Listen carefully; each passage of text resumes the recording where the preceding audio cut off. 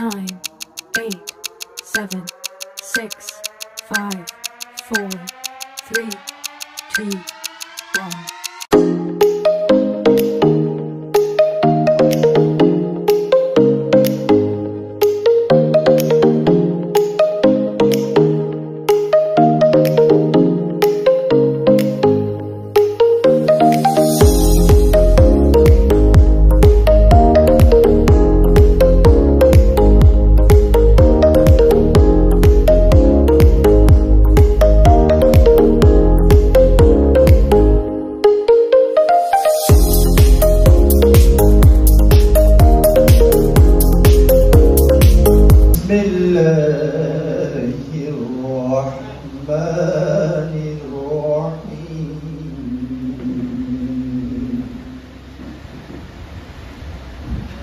قل هو الله أحد الله الصمد لم يلد ولم يولد ولم يكن له كفوا أحد صدق الله العظيم।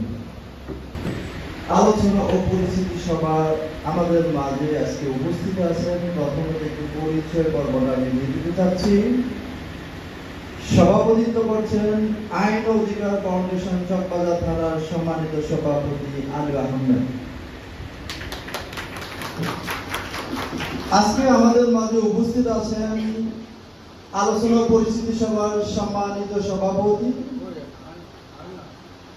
বাংলাদেশের দুর্যোগকালীন সময় এই দেশ যখন ক্লান্তি লগ্ন ছিল সেই 2009 সালে যার হাত দিয়ে এই ফাউন্ডেশন হাঁটি হাঁটি পা পা করে আজ পর্যন্ত এখানে আমরা এসে পৌঁছেছি, সেই সম্মানিত প্রধান অতিথি অ্যাডভোকেট মোহাম্মদ সাইফুল বারী, চেয়ারম্যান আইন অধিকার ফাউন্ডেশন।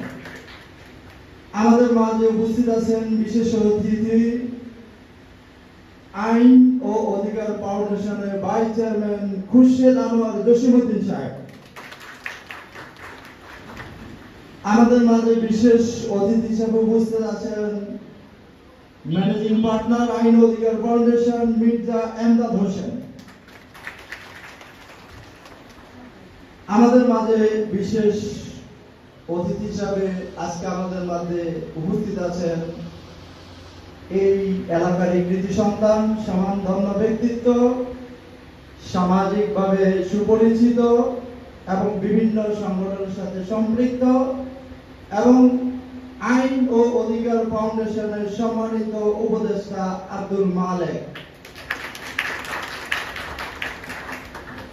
আমাদের মাঝে উপস্থিত আছেন আমাদের আইন ও অধিকার ফাউন্ডেশনের চকবাজার থানার সম্মানিত সহসভাপতি ওমর ফারুক ভাই।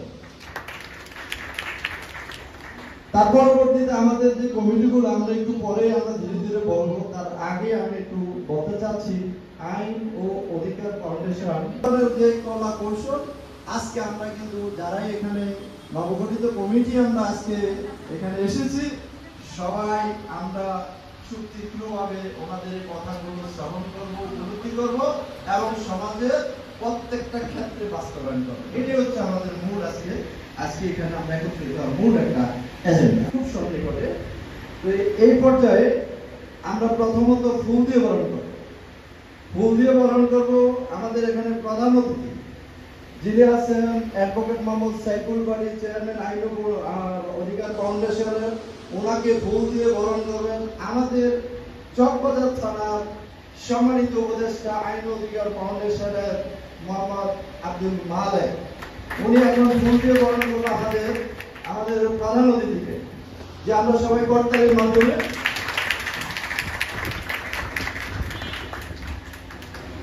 জি ধন্যবাদ। এই পর্যায়ে ল ডিপার্টমেন্টে যে আছে তুমি চলে আসো।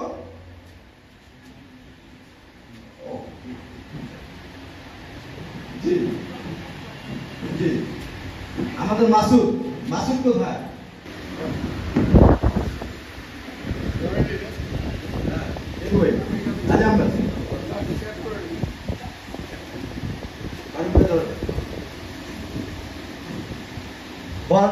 দিচ্ছেন আমাদের বিশেষ অতিথিকে। সবাই করতালির মাধ্যমে শুভেচ্ছা অভিনন্দন জানাচ্ছি।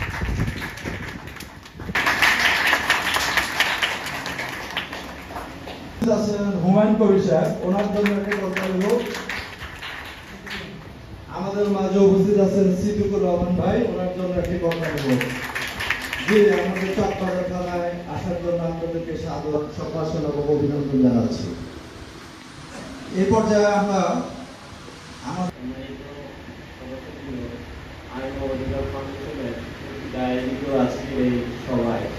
বিশেষ অতিথি এবং প্রধান অতিথি সবাই আমার পক্ষ হতে আসসালামু আলাইকুম। আজকে আমরা যে মহৎ উদ্দেশ্য নিয়ে এখানে এসেছি মানব সেবা করার জন্য। মানব সেবাটা হচ্ছে নির্দিষ্ট নির্যাতিত এই আইন যারা, আমরা তাদের জন্যই আমরা কাজ করব। আজকে চকবাজার থানায় যে কমিটি করা হয়েছে, এই কমিটি যাতে আমরা নিরলসভাবে পরিশ্রম করে মানুষের ধারে ধারে যে যাতে আমাদের কর্ম মাধ্যমে তাদের যে নির্যাতিত তাদেরকে সহায়তা করতে পারি, এটাই আমাদের মূল উদ্দেশ্য। এবং আমাদেরকে আপনারা দোয়া করবেন আগামী যাতে আমরা সবাই এই কমিটির মাধ্যমকে আরো বড় করতে পারি এবং শক্তিশালীভাবে এগিয়ে যেতে পারি, এটাই আমাদের কাম্য। আসসালামু আলাইকুম।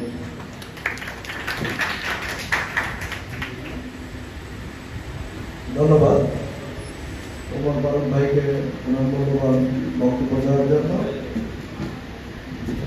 আসলে আমরা আজকে যারা নবগঠিত কমিটি এবং চকবাজার কেন্দ্রিক, প্রথমে বলেছি আমরা আজকে বিশেষ অতিথি এবং আমন্ত্রিত অতিথি প্রধান অতিথির কাছ থেকে মূল্যবান কথা আমরা শুনবো এবং এগুলো লালন করবো, ধারণ করবো এবং এগুলো ডোর পৌঁছে দেবো। আমরা কথা দীর্ঘায়িত করতে চাচ্ছি না, যেহেতু আমাদের মাগরিবের নামাজ খুব সন্নিকটে। এই পর্যায়ে আমাদের মাঝে বক্তব্য নিয়ে আসছেন, বিশেষ করে এত যানজটের এলাকায় পুরান ঢাকা আসার জন্য ওনাদেরকে ধন্যবাদ জানাচ্ছি। বিশেষ অতিথি আইন ও অধিকার ফাউন্ডেশনের সম্মানিত ভাইস চেয়ারম্যান খুরশেদ আনোয়ার জসিমউদ্দিন, ওনাকে মূল্যবান বক্তব্য দেওয়ার জন্য বিশেষ অনুরোধ করছি। বাংলাদেশ সরকার ইউএন চার্টারে সই করেছে আইন অধিকার এবং মানব কল্যাণের যে সংস্থা আছে এটা বাস্তবায়ন করে। তার ভিতরে 1 নম্বর হল শিক্ষা, 2 নম্বর হল স্বাস্থ্য, আর আপনার কর্ম। এই তিনটা কি হইতে হবে, এই জন্য টাকা ব্যয় করতে হবে। এবং আমি যতটুকু জানি শিক্ষা মিনিমাম 4% ব্যয় করতে হবে, কিন্তু বাংলাদেশ সরকার মাত্র 1% দেয়। এই জন্য আমাদের দেশে শিক্ষার মান অনেক নিম্ন এবং আমাদের সোচ্চার হইতে হবে যাতে শিক্ষার ব্যয় 4% করে। তারপরে স্বাস্থ্য, এটাও খুব নিম্নমান, কারণ স্বাস্থ্যবিদ না থাকলে কোনো বিদেশি এখানে আসবে, শিক্ষিত না থাকলে কেউ আসবে না এখানে বিয়োগ। এবং তারপরে অন্যান্য বিষয় সাহেব শৃঙ্খলা হেলথ, কিন্তু আমাদের যেটা দরকার স্বাস্থ্যসেবা খুবই খারাপ আমাদের দেশে। আমি জানি না আপনার কখনো মেডিকেল করতে গেছেন, আমি ছোটবেলায় যাইতাম, তখন দেখতাম যে খুব তাড়াতাড়ি 8 কিলোমিটার ডাক্তার কিন্তু রিসেন্টলি আমার কাজের ছেলে পাও কাটছিল, তখন অনেকক্ষণ পড়েছিল, তারপরে ডাক্তার আসছে, মানে এত রোগী যে এই করতে পারে না, বুঝছেন? ডাক্তারদের দোষ না, সরকার ব্যয় অনেক কম করে আর অনেক বেশি দুর্নীতি হইল। কারণ আমার কাছে একবার ডাক্তার আছে, বলে আমাকে যদি টাকা এনে আছে আমি আপনার 5 লাখ টাকা এটা করতে দিবা, তাহলে আমি তো 1 মাস ওষুধ বিক্রি করে কথা ডাক্তার কাছে। আমি যখন নতুন আসছি বাংলাদেশে, আমি বললাম যে দেশে ডাক্তার ওষুধ বিক্রি করে আপনি জানেন কিনা ডাক্তার ওষুধ বিক্রি করে সবগুলি মেডিকেল। এবং আমরা যেটা করতে পারি এর বিরুদ্ধে সত্য করতে, কারণ আমাদের ওষুধটাও বিক্রি করবে, দোকানগুলিতে আমরা এই করতে পারি, শিক্ষার জন্য আরো ব্যয় করে এটা বলতে পারি, ভালো ভালো শিক্ষা প্রতিষ্ঠান হোল্ডার থাকতে হবে এটা বলতে পারি। যেমন আমি সেই মিডিল স্কুলের প্রতিটা হোল্ডার এবং এদের সবচেয়ে বেস্ট স্কুল ছিল এখন তো ওইটা হোল্ডার ছিল শিক্ষা কলেজ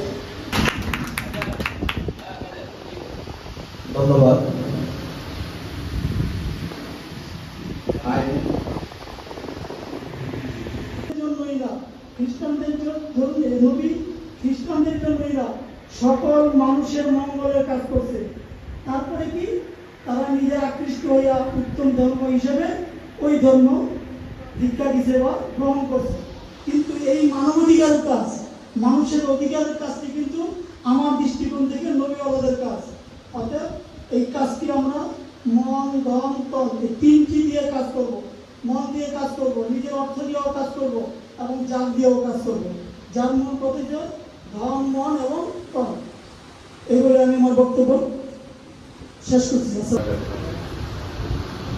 আজকে এই সভার সম্মানিত সভাপতি, উপস্থিত আইন অধিকার ফাউন্ডেশনের সদস্যবৃন্দ, যারা নবগঠিত কমিটিকে আমরা শুভেচ্ছা জানাচ্ছি। উপস্থিত অন্যান্য সকল আমরা শুভেচ্ছা জানাচ্ছি। আইন অধিকার ফাউন্ডেশন সারা বাংলাদেশে প্রতিষ্ঠিত। আমাদের সারা বাংলাদেশে প্রায় 30টা কমিটি রয়েছে। সেই কমিটিগুলো তারা কাজ করে যাচ্ছে। এই কমিটির অনেক কাজ, সমাজের অবহেলিত, নির্যাতিত, নিপীড়িত সব মানুষকে অধিকার সংরক্ষণ করাই আমাদের কাজ। এই কাজটা করতে যে আপনাদের অনেকেরই অনুকূল প্রতিকূল সব মুখোমুখি হতে হবে, কিন্তু আপনার সাহস করে আগে যাবেন। যেহেতু আমরা আইন নিয়ে কাজ করি এবং সমাজের অধিকার প্রতিষ্ঠা করি। মানুষের অধিকার যদি প্রতিষ্ঠা না হয় সমাজ টিকবে না। মানুষের অধিকারটা আগে। এই কারণে আমাদের যে কাজটা আছে, আপনার এখানে নতুন কমিটিতে এখানে এসেছেন, সবাই নব উদ্যমে কাজ করবেন, ভয় পাবেন না, কোনো ভয় পাবেন না। আমাদের যে শক্তি আছে, আমরা যেহেতু রেজিস্টার সংগঠন এবং ওয়ার্ল্ড ওয়াইড এই ওয়ার্ল্ডের মানবাধিকার সংস্থা, এদের সঙ্গে আমরা অ্যাপ্লিকেট করছি খুব শিগগিরই, এবং ওখান থেকে আমাদের অনেক সুযোগ সুবিধা আসবে। বাংলাদেশ থেকে আমরা যারা আছি এবং এখানে যারা গুরুজন আছেন আমাদের সঙ্গে, তারা আমাদেরকে সাহস যোগাচ্ছে, শক্তি যোগাচ্ছে। সব দিক দিয়ে আমরা কিন্তু সাহস পাচ্ছি।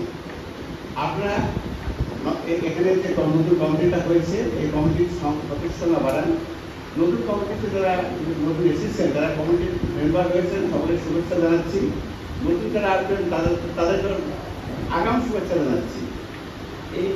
এই কমিটি আশা করি এই এলাকার মানুষের সাহায্যের কাজে লাগবে, এবং এই এলাকাতে সমস্যা আছে, স্বাস্থ্যের সমস্যা আছে, বাসস্থানের সমস্যা আছে, শিক্ষার সমস্যা আছে, অনেক সমস্যা আছে, আইনের সমস্যা তো আছে।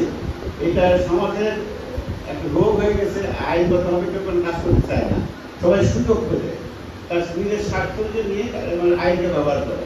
সেইখানে আমরা আপনাদের সহযোগিতা করবো। আমরা আইনের ধারায় এনে যেটা সঠিক সেই কাজটা করার চেষ্টা করবো। আপনারা আমাদের দোয়া করবেন।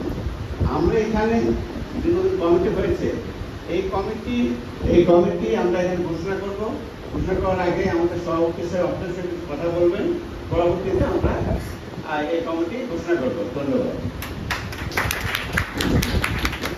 পথ চলা কি হবে, এবং যেহেতু আমি আগে বলেছি বাংলাদেশে ক্লান্তি লগ্ন সেই 2009 সালে যে প্রতিষ্ঠানটি তিনি করেছেন, আজকে 2026 সাল 24 সাল বাংলাদেশে আরেকটি ট্রেজেডি হয়ে গেছে। সুতরাং সবকিছুর আলোকে সবার আগে আইন এবং সবাই আগে সবাই সমান অধিকার। আইন অধিকার এই দুইটাই ওতপ্রোতভাবে জড়িত। আর এখানে আরেকটি কথা বলতেই হবে, আমরা যারা এই কাজগুলোর সাথে সম্পৃক্ত হব, আমরা কিন্তু প্রশাসনের সহায়তা ভূমিকা নেব। এটা কিন্তু আমাদের মনে রাখতে হবে। প্রশাসন আমাদের যেটা থাকে, আমরা ওনাকে সহায়তা করব, এবং আমরা তাৎক্ষণিক যে প্রতিবেদনগুলো পাবো সুনির্দিষ্ট বস্তুনিষ্ঠ সংবাদ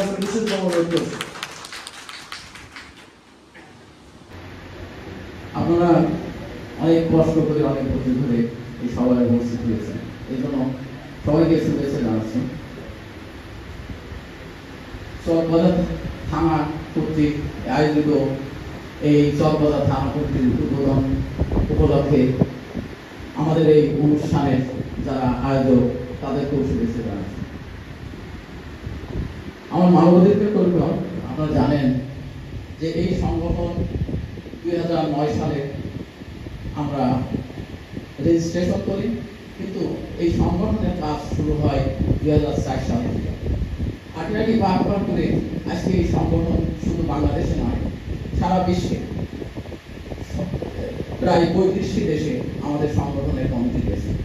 বিশেষ করে সুইজারল্যান্ডে আমাদের কমিটিটা খুব শক্তিশালী, এবং তারা ওখান থেকে বিভিন্ন সময় আমাদের যে খরচ হয় সেই খরচের এক অংশ বহন করে থাকে। আইন, আপনারা জানেন, আইন অধিকার ফাউন্ডেশনের মূল কাজ হলো আইন সহায়তা।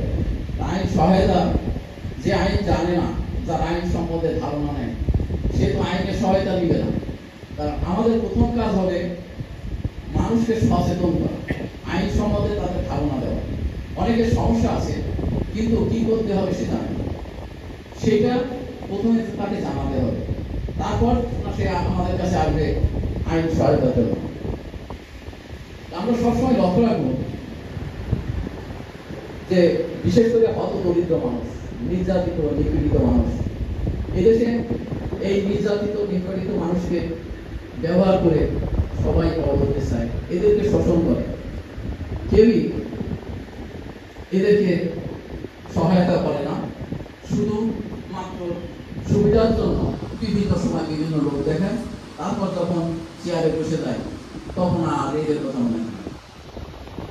আইন অধিকার ফাউন্ডেশনের উদ্দেশ্য এর নামের ভিতরে নেই আইন এবং একটা হলো যে মানুষের জন্মগতভাবে মানুষকে কিছু অধিকার প্রাপ্ত হয়, সেই অধিকার আমাদের সমাজ ব্যবস্থার কারণে সে অটোমেটিক পায়। আপনারা এটাও জানেন যে এই পৃথিবীতে যত প্রাণী আছে এর ভিতরে সবচেয়ে বেশি অসহায় হলো এই মানুষ, কিন্তু মানুষের আছে বুদ্ধি এবং বিবেক। আপনারা দেখবেন যে একটা শিশু যখন জন্মগ্রহণ করে তখন কিন্তু সে কোনো কিছুই নিজে করতে পারে না, শুধু সে জন্মগ্রহণের সময় চিৎকার করে তার অধিকারটা ব্যক্ত করে। আমরা কি করি, তার চারিপাশের মানুষগুলো তাকে সাহায্য সহযোগিতা করে তিল তিল করে গড়ে, এবং সমাজের আর্থসামাজিক পরিবেশ এর উপর ডিপেন্ড করে সেই শিশুটা দরবেশ হবে না চোর হবে। এই সমাজ থেকেই দরবেশ তৈরি হয়, এই সমাজ থেকেই চোর তৈরি হয়, এই সমাজ থেকেই সন্ত্রাসী তৈরি হয়। এর দায় কাদের? এর দায় হচ্ছে আমরা যারা সামাজিক মানুষ তাদের। তা আমরা আমাদের এই দায়িত্ববোধ থেকে আমরা আইন অধিকার ফাউন্ডেশনের মাধ্যমে মানুষকে সহযোগিতা করতে চাই এই সমাজ বিনির্মাণে, অর্থাৎ একটা সুস্থ সমাজ গঠনে রাষ্ট্রকে সহযোগিতা করতে চাই। আপনারা দেখবেন যে এই দেশেই জন্ম হয়েছে কত জ্ঞানী ব্যক্তি, আবার জন্ম হয়েছে মির্জাফরের। তেমনি এই দেশের আবহাওয়া একসময় যখন পুরো ভারতবর্ষ ছিল তখন রবীন্দ্রনাথের জন্ম এই বাংলা। রবীন্দ্রনাথ এই সমাজ সংস্কারের জন্য বহু চেষ্টা করেছে, বহু জায়গায় গেছে, ইংরেজদের সঙ্গে যুদ্ধ করেছে, বাকযুদ্ধ লিখেছেন, কিন্তু বাঙালিদের ঐক্যবদ্ধ করতে পারে না। তাই উনি আক্ষেপ করে একবার বলছিলেন, হে বঙ্গজননী, 7.5 কোটি বাঙালিরে বাঙালি করে জন্ম দিয়েছে, মানুষ করবে।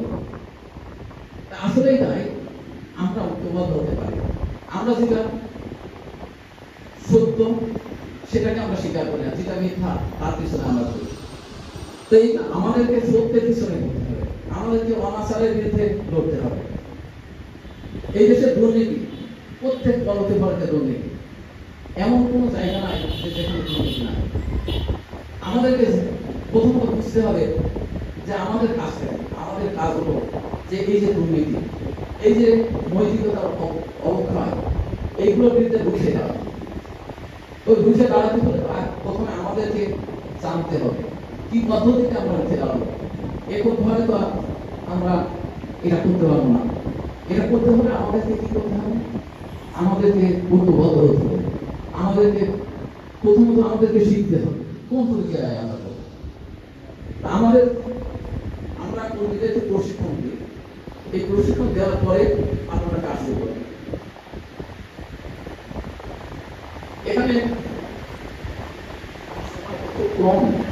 কারণে আমার বক্তব্য সংক্ষিপ্ত করতে হবে। আমি মনে করি যে এই পৃথিবীর প্রত্যেকটা মানুষ সে যে স্বপ্ন দেখে তার থেকেও সে বড়। আমি গবেষণা করে দেখছি যে কোনো মানুষ যদি মনে করে যে সে এই দেশের প্রেসিডেন্ট হবে, তার পক্ষে এই দেশের প্রেসিডেন্ট হওয়া সম্ভব। কেউ যদি মনে করে যে আমি সবচেয়ে ধনী হব, সেটাও সম্ভব। কিন্তু এই স্বপ্ন দেখতে তো হবে না। এই স্বপ্নকে বাস্তবায়ন করার জন্য থাকতে হবে আমাদের কি সিনসিয়ারিটি থাকতে হবে, তারপরে অনেস্টি থাকতে হবে, তারপরে অ্যাক্টিভিটিস থাকতে হবে। আপনি স্বপ্ন দেখে ঘুমিয়ে থাকলে তো আর হবে না। তা আইন অধিকার আমরা সেই প্রতিষ্ঠান, আমরা এই সমাজ সুষ্ঠুভাবে বিনির্মাণ এবং সুন্দর ভবিষ্যৎ গঠনের জন্য সবাইকে স্বপ্ন দেখাই এবং ভবিষ্যতে আমরা এটা বাস্তবায়ন করবো ইনশাআল্লাহ।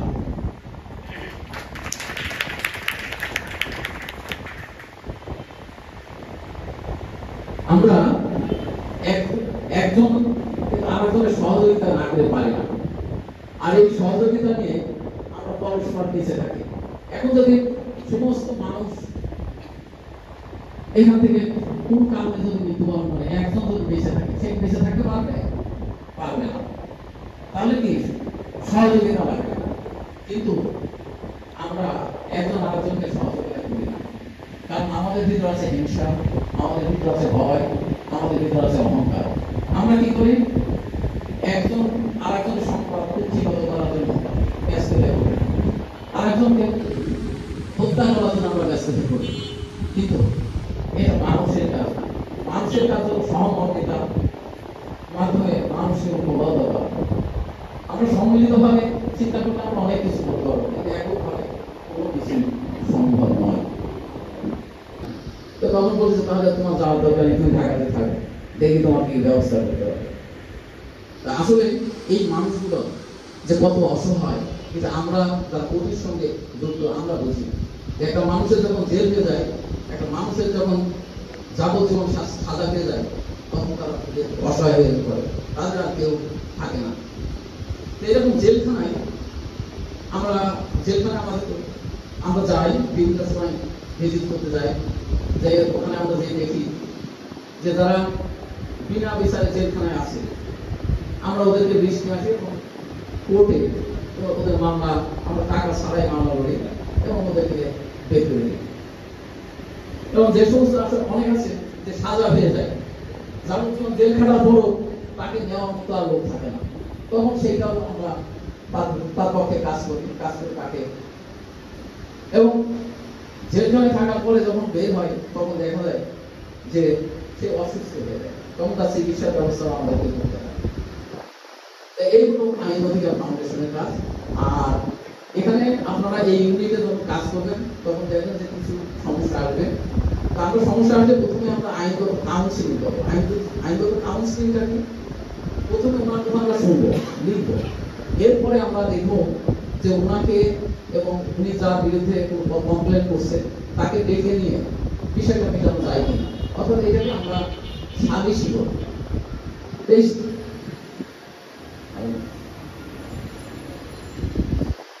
যে যদি কেউ কোনো সমস্যায় পড়ে, তার জন্য আমরা সংগঠনের পক্ষ থেকে সবসময় তার পক্ষে আছি। এখানে আমার বক্তব্য শেষ করছি। আপনারা ভালো থাকবেন। রবীন্দ্রনাথের সেই কবিতা দিয়েই শেষ করি, যে বিদায় পালা যেতে নাকি দিব আর তবু যেতে দিতে হয়। তা আমি আবারও এখানে আসবো, আপনাদের সঙ্গে আবার কথা বলবো। ধন্যবাদ সবাইকে।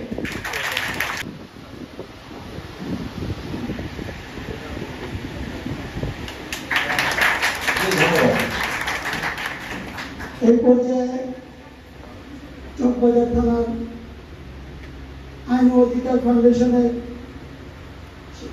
সেক্রেটারি পদে কাজ করে দিচ্ছেন আমাদের চেয়ারম্যান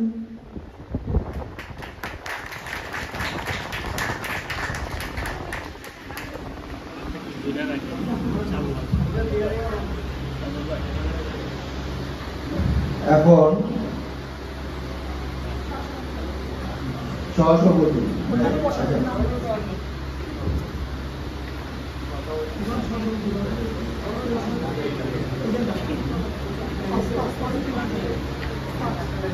ধন্যবাদ। এখন কাজ গ্রহণ করবেন Mrs Raunak Ahmed. Raunak Ahmed organising secretary.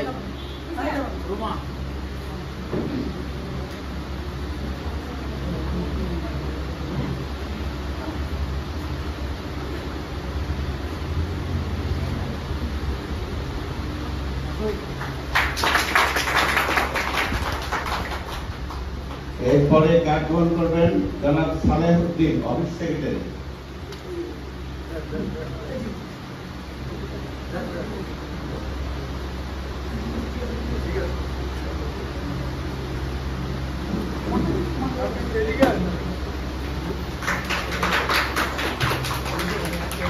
এরপর কাজ গ্রহণ করবেন মিস তানজুমা আহমেদ ট্রেজারার।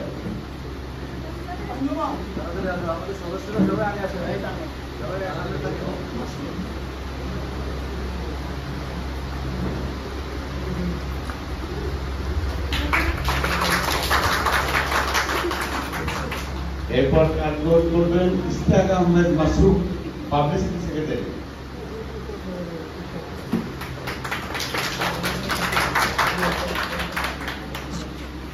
এরপর কাজ গ্রহণ করবেন Tamim Ali Mahi assistant publicity secretary.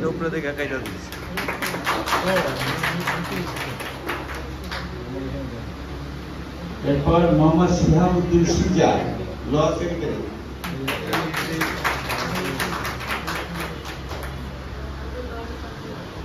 এরপর কাজ গ্রহণ করবেন তুহিন ইয়াকুব। হ্যাঁ, ডিজিটাল মিডিয়া অ্যাপ্লিকেশন সেক্রেটারি। এরপর কাজ গ্রহণ করবেন Nadim Hossain social welfare secretary.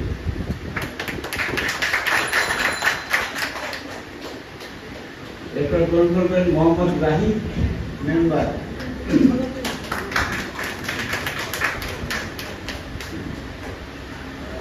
এরপর কাজ গ্রহণ করবেন নূর মোহাম্মদ মেম্বার।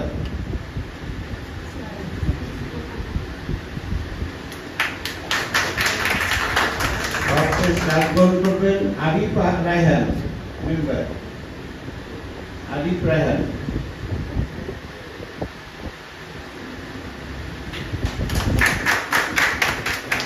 ধন্যবাদ সকলকে।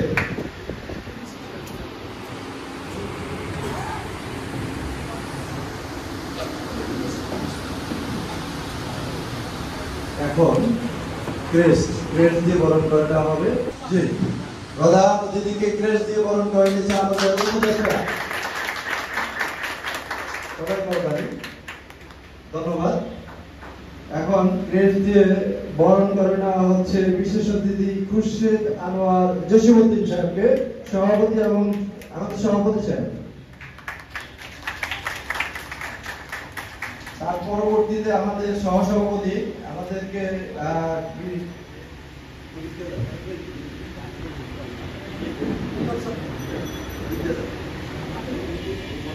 মির্জা আহমদ সাহেবকে আমাদের সম্মানিত সহসভাপতি সাহেব ক্রেস্ট দিয়ে বরণ করে নিচ্ছেন। চকবাজার থানা থেকে আমাদের কর্মচারীর মাধ্যমে অভিনন্দন জানাচ্ছি।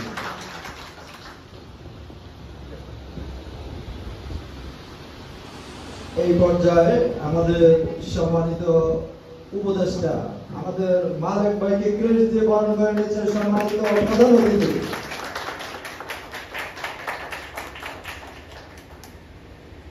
তার পরবর্তীতে আমাদের সভাপতিকে ক্রেস্ট দিয়ে বরণ করে নিয়েছেন আমাদের সম্মানিত সভাপতি এবং বিশেষ অতিথি দুজন। আমাদের ধন্যবাদ। আমাদের সহসভাপতি ওমর ফারুক ভাইকে ক্রেস্ট দিয়ে বরণ করছেন আজকের সম্মানিত সভাপতি এবং বিশেষ অতিথি। আমাদের প্রধান অতিথি এবং বিশেষ অতিথি সহসভাপতিকে ক্রেস্ট দিয়ে বরণ করে নিচ্ছেন। এ পর্যায়ে ক্রেস্ট দিয়ে বরণ করছেন আমাদের আব্দুল হান্নান মজুমদার, চকবাজার থানা সাধারণ সম্পাদককে, আমাদের বিশেষ অতিথি ও প্রধান অতিথি।